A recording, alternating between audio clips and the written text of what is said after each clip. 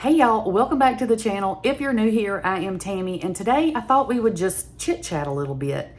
I've been doing a lot of decluttering and cleaning videos and things like that, and I do have some more. I've been cleaning other things around this house. But this week was the 9-year anniversary of when our entire town flooded.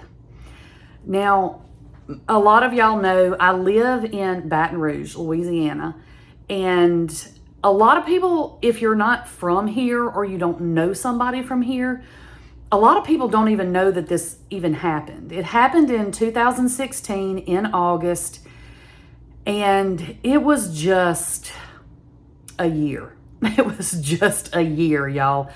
But they called it the 100-year flood. It rained so fast and so hard that there literally was just nothing they could do. You know, everything overflowed, the rivers overflowed. Oh, I'm knocking stuff over. But it flooded our whole town. And it was very traumatic. And crazy enough, the actual day of the 9th year anniversary, it was storming here. And I still get a tiny bit weirded out with storms. Now, I do live in South Louisiana, so y'all know we are accustomed to hurricanes and things like that here. But with a hurricane, you get a little bit of warning first. Not that the destruction makes the destruction of it any better, but a lot of times with a hurricane, you have time to prepare. We had no time to prepare for this. We had no idea this was coming. Never in a million years could have imagined that this was going to happen. So I've got some pictures, don't worry, for y'all. But so I'll give you the what happened. So it was 2016 in April. Was it April? Yeah, April of 2016. I'm just going to tell y'all how my year went. So April 2016, we bought this house. I bought this house, and my daughter was already grown and married. So it was me and my son here. So we bought the house, or he didn't buy the house. I bought the house. And we were so excited. We moved in, you know, it was like, oh, we got our nice new house, blah, blah, blah, all this kind of stuff. So we were excited about it. And in May, the middle of May, I got a call from my son's school, and they were like, Jackson is sick at school, and, you know, you need to come pick him up. Like, he was throwing up. And I was like, okay. So I went to pick him up, and I got him home, and I was like, I mean, y'all know that I'm a nurse. So I was like, something isn't right. Like, this is a different kind of sick. It didn't feel normal for me. So I kind of looked at things and asked him, I was like, is your stomach hurting? It was like, it's hurting over here. And I thought, oh my God, it's his appendix. So I got him into the doctor's office, which my doctor's office also had at the time an attached urgent care. So I got him in there, took him right up there, and she checked him, same thing. She said, I think it's his appendix. I'm going to send y'all over to the children's hospital. So I got him over to Children's Hospital, and this was, of course, the middle of my work day, the middle of the week, just whatever. I mean, y'all know I do work from home. I was working at home also at the time. So I get him over to the hospital. They get him into the room, start doing all the scans, all the things, whatever. It was his appendix. It was on the verge of rupturing. So they ended up having to do an emergency surgery, but they had to wait until they could get his fever down a little bit, because they were afraid that if they opened him up with his fever as high as it was, that it would end up, you know, leading to more possibility of him getting infected from the surgery. So we had to wait a few hours till they, you know, had him on antibiotics and IV fluids and all the things. Finally got his fever somewhat under control, ended up doing an emergency surgery. The surgeon came out and he told me, he said, it was very weird, he said, because his appendix had not ruptured, but the infection was on the outside of his appendix instead of being inside the appendix causing the problems. The infection was outside of his appendix. It was very strange. But he was like, I cleaned everything out as good as I could. I think I got everything, all that. Okay, fine. We were in the hospital for about 2 days, and we got to come home. And then he started having just severe stomach problems, nausea, vomiting, diarrhea, it just could not, like, everything was just crazy. So I called the surgeon. Well, no, I called his pediatrician because we had to follow up with the pediatrician anyway. So I called the pediatrician's office and I said, is there any way you can get us in earlier? Like, he's having a lot of vomiting and just all this kind of stuff and still hurting really bad, like more than what I feel like it should be. And when he stood up, he could not straighten up all the way. He was walking hunched over because he was still in a lot of pain, more than what should have been for the surgery that he had. So I got him in to see the pediatrician. So we got to the pediatrician's office and the doctor examined him and he said, there's something wrong. He said, I'm calling the surgeon. I want y'all to go straight to the surgeon's office from here. So I load him in the car. We go straight over to the surgeon's office, which is way across town. Get into the surgeon's office. The surgeon examines him. He sent us straight to ultrasound. So they did an ultrasound, and I knew when they were doing it that there was something wrong. I could see that something wasn't right on the ultrasound, but I can't read an ultrasound. That's above my pay grade, but I could see that there was something there that shouldn't have been there. So, of course, the tech won't tell me anything, walks out of she says, I'm going to go and get the doctor. So she goes in and gets the doctor or the radiologist, whoever's coming in to read the ultrasound. So they come in, he looks at everything, and he immediately gets on the phone to the surgeon. Surgeon then sends us direct admit to the hospital. Back to Children's Hospital, or it's not a children's hospital, but there's a children's wing in the hospital we were at. So we went straight back to the hospital. They took him straight back in for a second emergency surgery. The infection, because it was on the outside of his appendix, the doctor thought he had gotten it all, but some of the infection was kind of hidden down behind his bladder. And so then it became all this infections that were on the back of his bladder causing all the pain, and he couldn't stand up straight, all the things. So I'm in pure freak out mode, right? Because his dad works offshore. Now, we're not married anymore, but his dad does work offshore. So he was home and able to come to his first surgery. But once his first surgery happened, we thought everything was okay. So he left to go back overseas to work.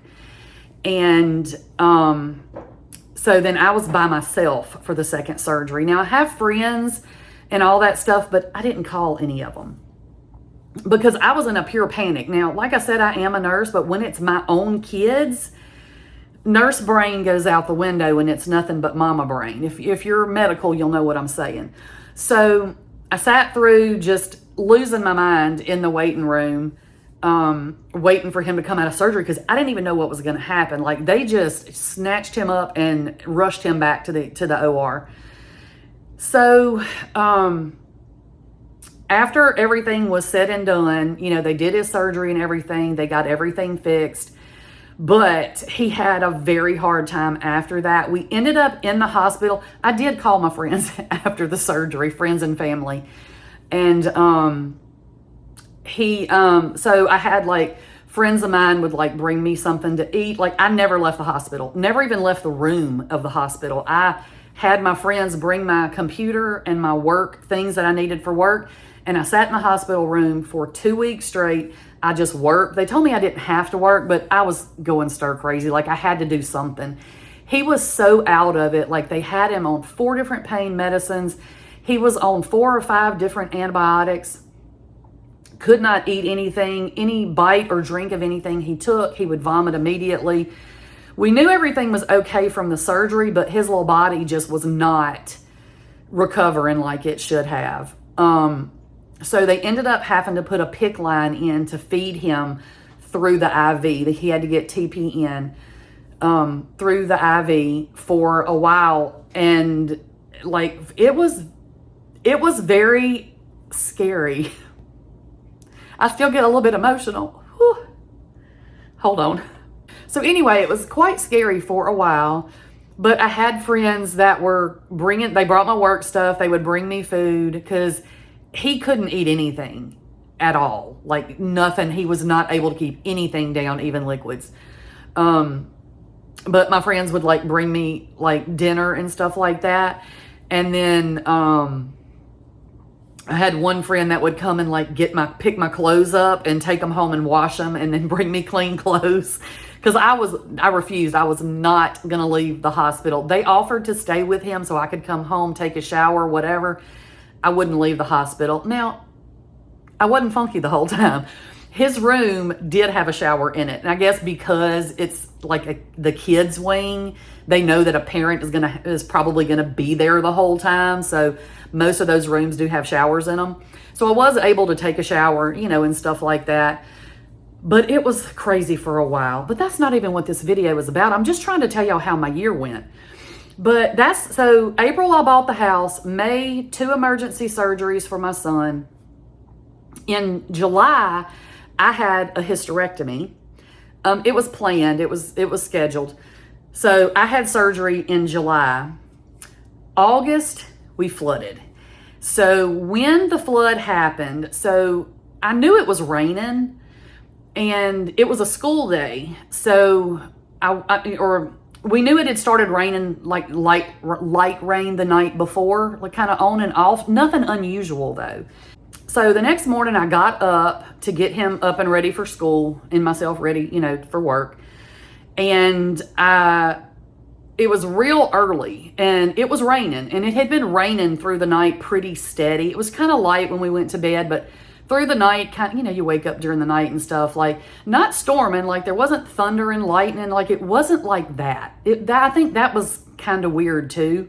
Something about the weather was supposed to get super, super bad. It's some of it's a little bit muddled, but so they ended up canceling school. Because I guess at some point it did start storming, but it didn't storm the whole time. So anyway, the weather was getting bad, whatever. I guess they expected it to get a lot worse by then. So they ended up canceling school. So I think maybe it was kind of like they were thinking flash floods, like to make the roads dangerous for the buses and things. Y'all, I don't remember honestly that part of it. So I just let him sleep. I was already up, doing whatever. And then it, had started raining really hard. And I didn't even realize the extent of what the rain was doing. Because you know how it is, even if it storms for a couple of days, it's not, it's not a big deal. It's rain, right? So anyway, it started storming like worse, but it was coming in waves, as it often does. I started hearing, like, I don't know, I can't remember if one of my friends called me or something that lives like near me, which she has passed now. But she, I want to say maybe she called me and was like, girl, the weather is so bad. Like, have you been watching the news? And I don't watch the news, y'all. So I started listening to stuff, and she had told me, and then I started listening, and they were talking about there was like flooding in some parts of the town, which again is also not real unusual.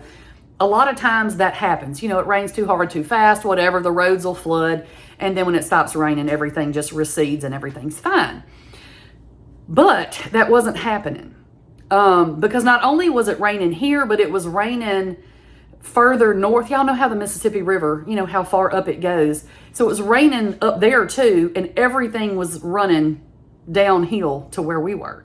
So with their rain on top of our rain, And the fact that the rain here was not letting up, there was no time for the rain to soak in, run off, go off, do whatever. So I start hearing a lot more noise outside my house than what I normally hear. Because I had only been here a short time, I didn't really know most of my neighbors. I kind of knew who some of them were, like, hey, in passing or whatever, but hadn't really talked to a lot of them. And so I kept hearing people, and I was like, what the heck? So I kind of peeked out the window, nosy, and I saw some people walking around and everything, but I didn't really think anything of it. I guess maybe my brain thought it was, I don't know, like the water people or whatever. You know what I mean? Like reading meters and stuff like that. And then all of a sudden, somebody was knocking on my door. Now, again, I was new to the neighborhood, so I didn't really know anybody. So somebody knocking on my door was a little bit unusual. And so I went to the door and I opened it, and there was a guy standing there that I didn't know. And he said, hey, I'm your neighbor from down the street. I'm just letting everybody know they're evacuating us. And I was like, evacuating us for what? Like, I had no clue how bad this was. And so I was like, okay, like, that doesn't make any sense to me. Like, it doesn't make any sense.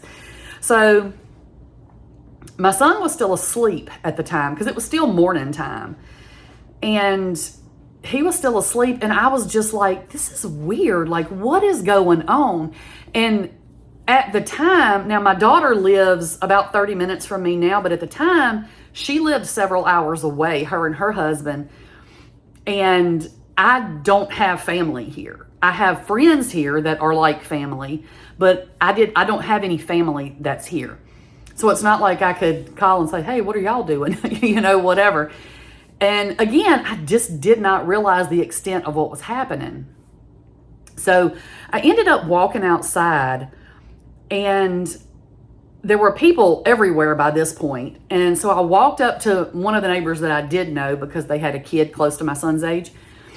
And I said, what is going on? Like, what do you mean? I mean, like, somebody came and told me we have to evacuate. And she was like, girl, yes, like, this rain is not stopping. Now, at the time, it wasn't even raining. Okay. She said, everything is flooding. The streets are flooding. Like, we have to get out of here. The main road is already flooded, and they're evacuating us by airboat. And I was like in my yard though, like, there was no rain, there was nothing in our streets, like nothing.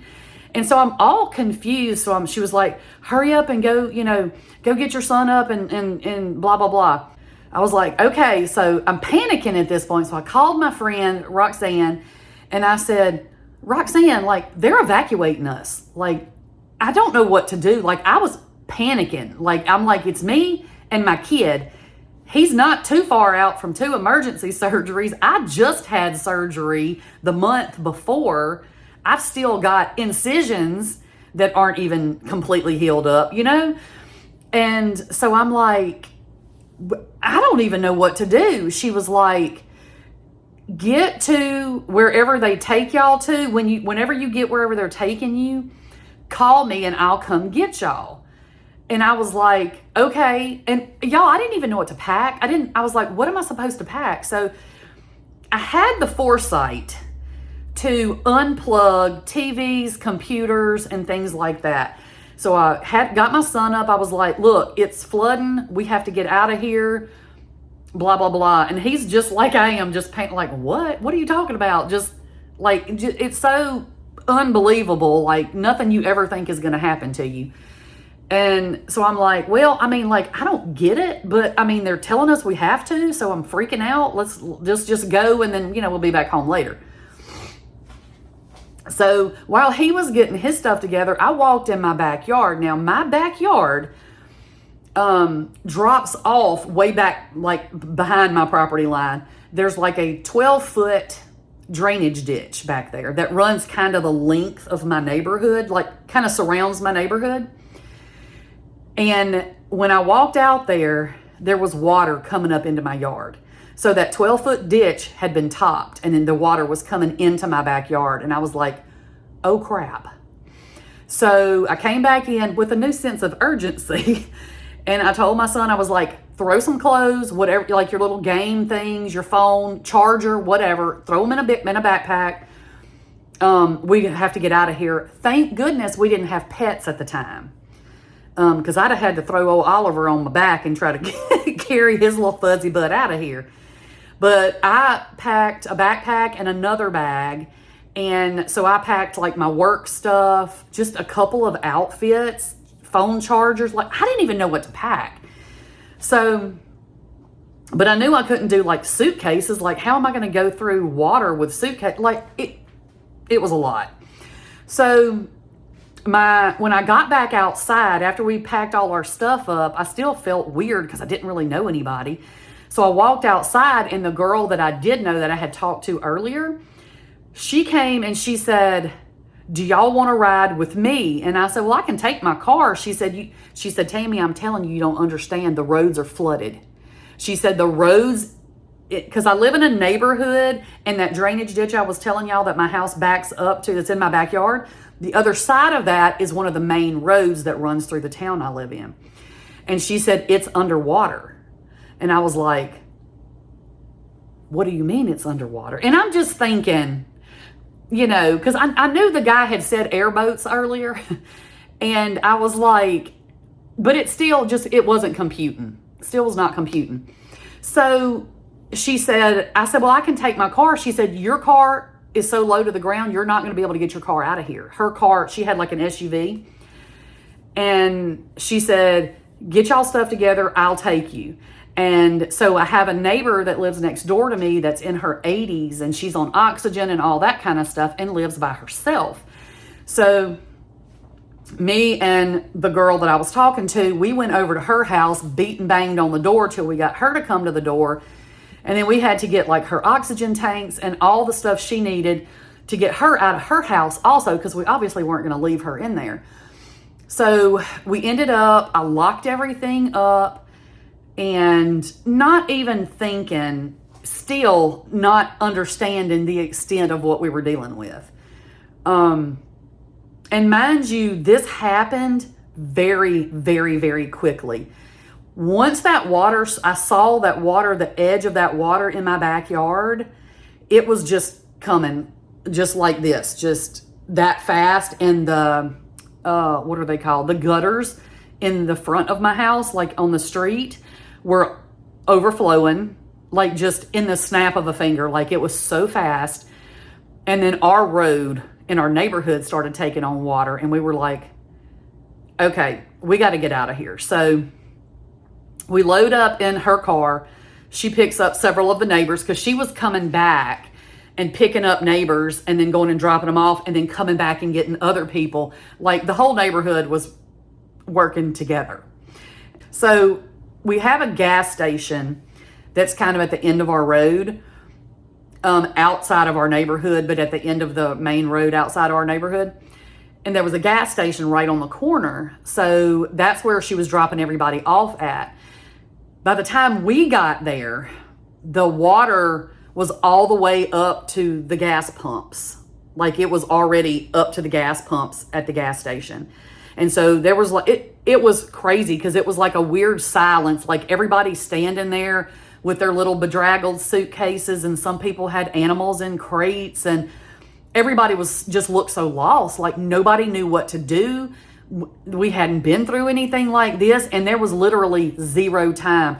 From the time the guy knocked on my door and said they're evacuating us until the time we got to the gas station was probably no more than an hour. And that fast, the roads went underwater.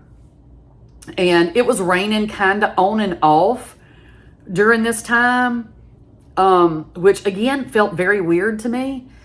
And so they, of course, were taking little kids and the older people with, any kind of like with the oxygen, medical issues and things like that. Obviously, those people were getting evacuated first.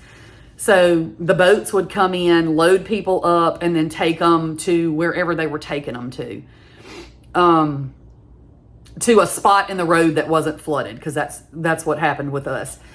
So by the time our turn came around, because my son was 12 or 13, so he wasn't a little kid at the time, and I had talked to my neighbors across the street, which that was really the first time I had met them. It was a young couple, and they had a little girl that was, I want to say maybe at the time she was 4 or 5, if she was that old.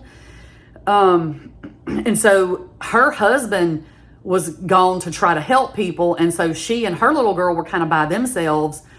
So me and her kind of stuck together. And so I told her, I said, like, I had told her, like, I had just had surgery and stuff, because we were up by the gas station door. By the time that it was our time to get on the boat, the water was all the way up to the gas station. So when we walked out for our turn to get in the boat, the water was hip deep on me.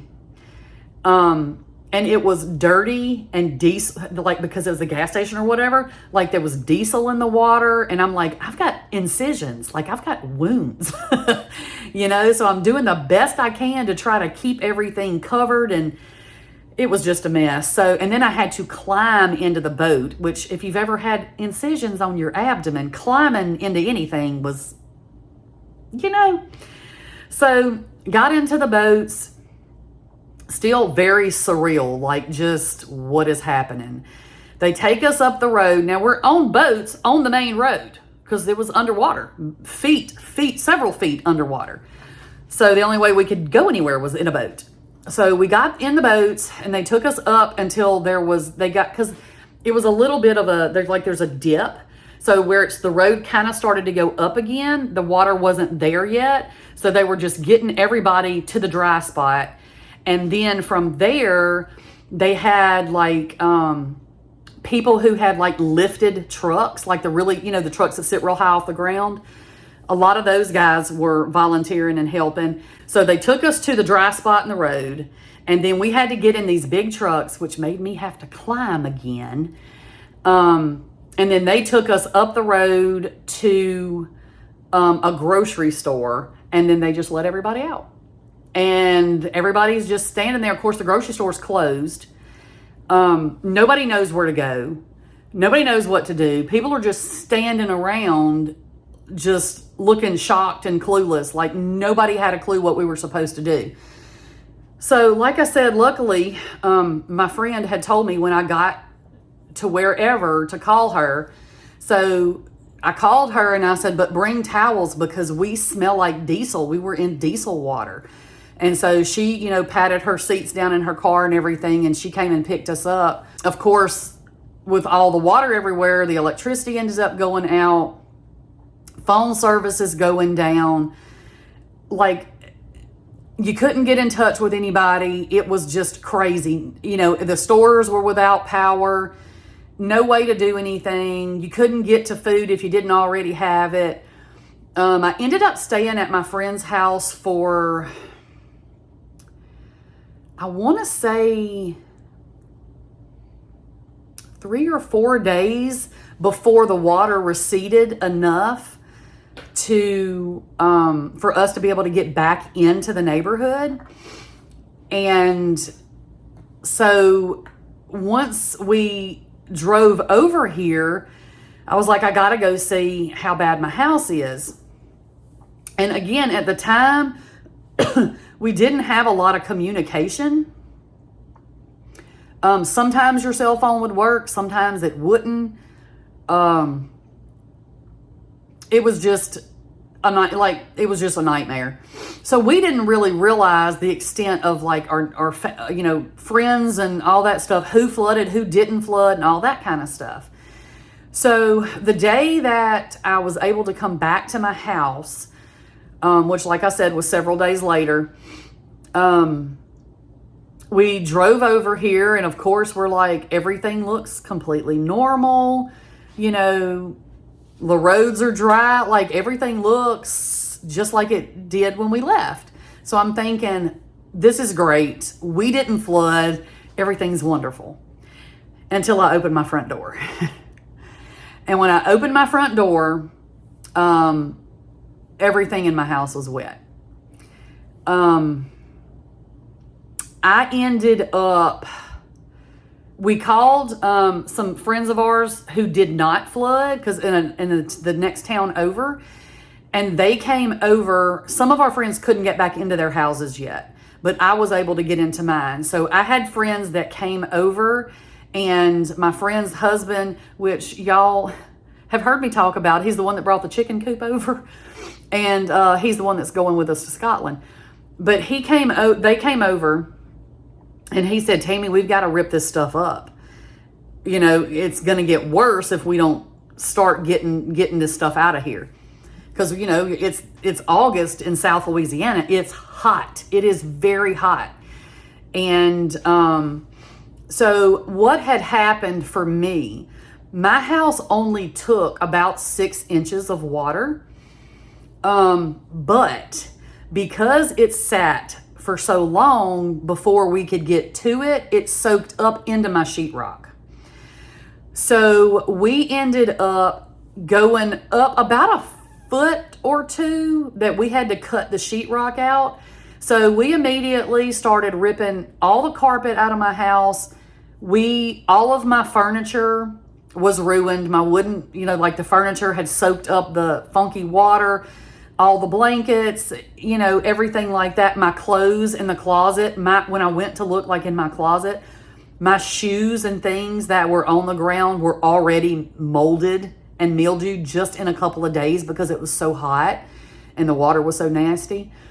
So we ended up having to throw out all of our clothes, the furniture, all the bedroom furniture, living room furniture, dining room, like all the furniture in my house. If it wasn't metal and could be cleaned, we had to throw everything out. Everything was mildewed, molded, had soaked up that funky water and all that stuff.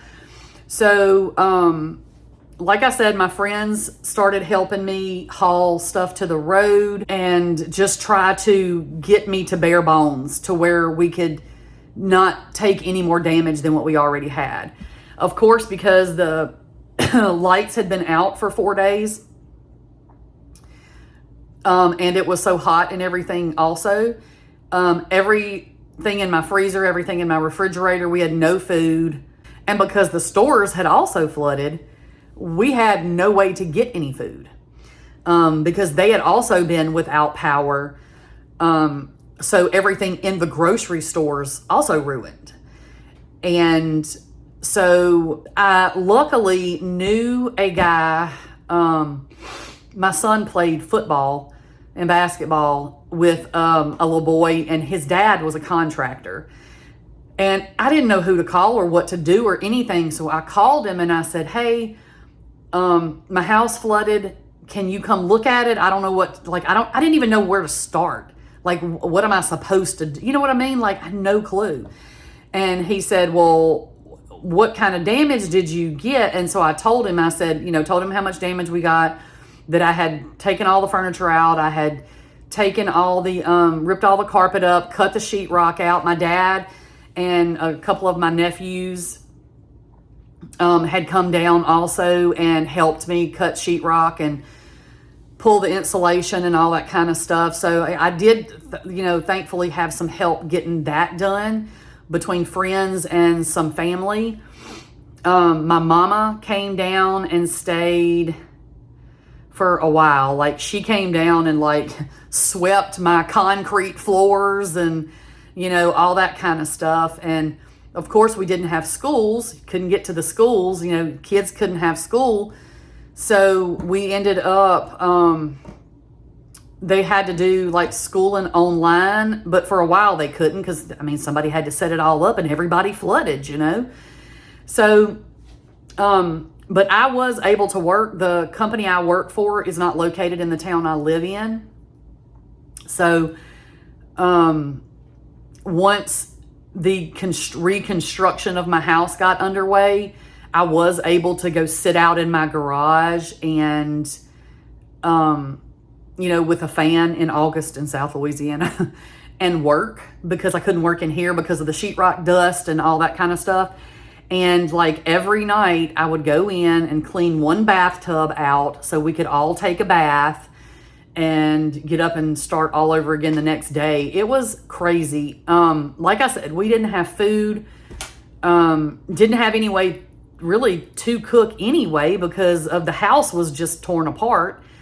And so they did have the Red Cross was in town. So once a day, the Red Cross truck would come around in our neighborhood and bring plate lunches or plate dinners or whatever.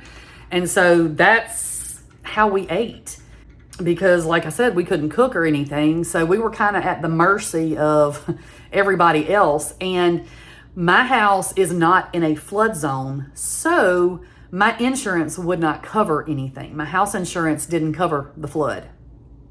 I was able to get a small FEMA loan, or not a FEMA loan, but like a FEMA grant or whatever. That wasn't nearly enough to cover the cost of putting my house back together and buying all new furniture. But I did what I could. My company, the company that I work for, has talking about this was a little bit more emotional than I thought it was going to be. The company that I work for has a disaster assistance program. So I was able to apply for and qualify for that.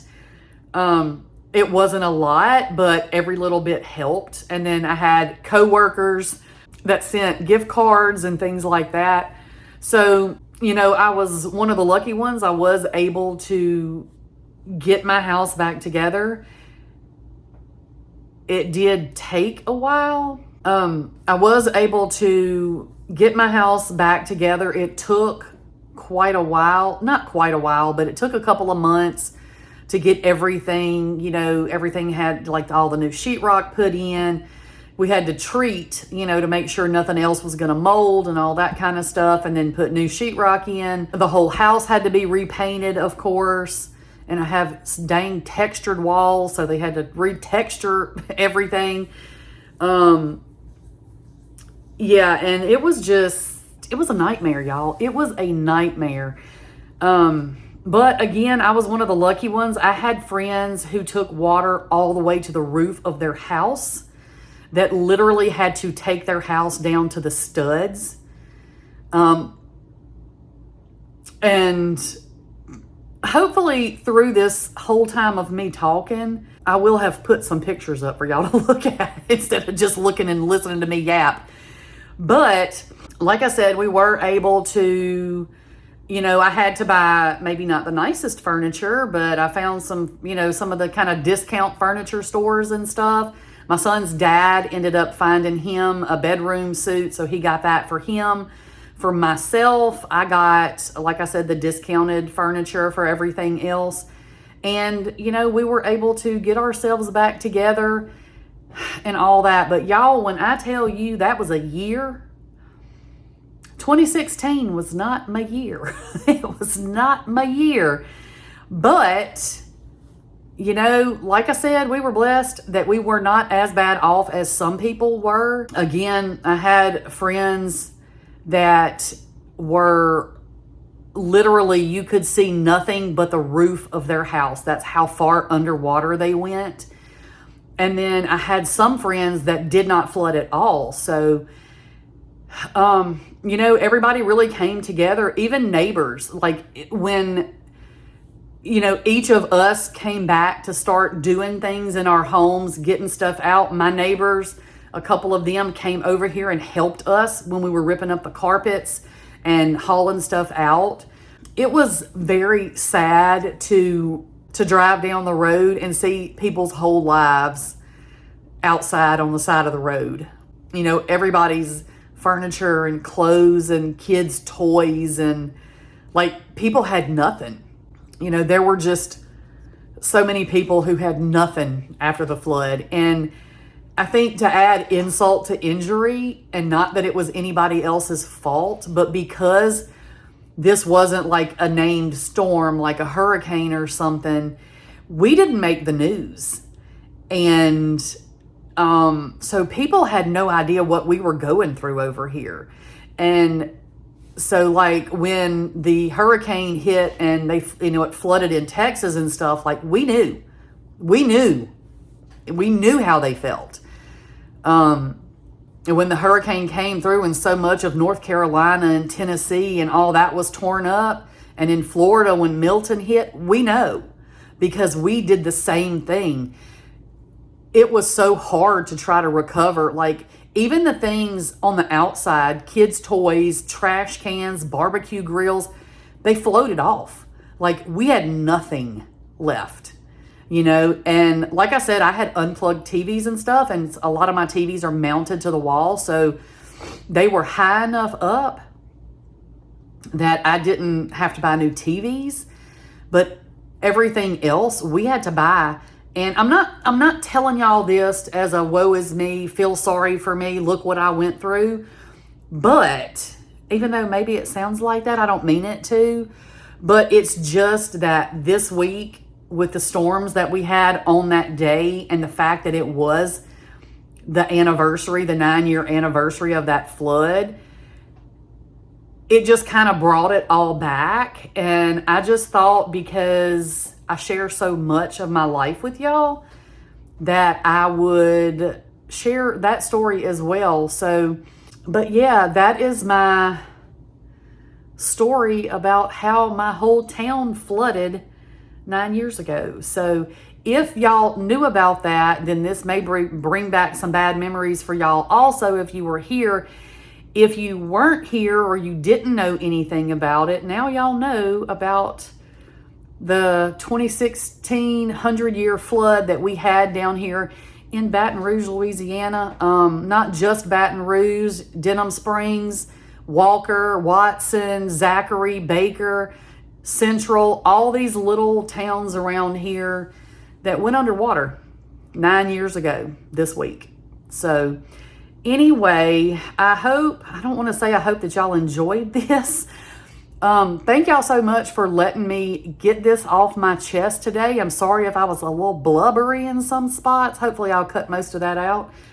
But it brings back, it really brings it back. So anyway, thank y'all so much for hanging out with me, and I will talk to y'all real soon. Bye, y'all.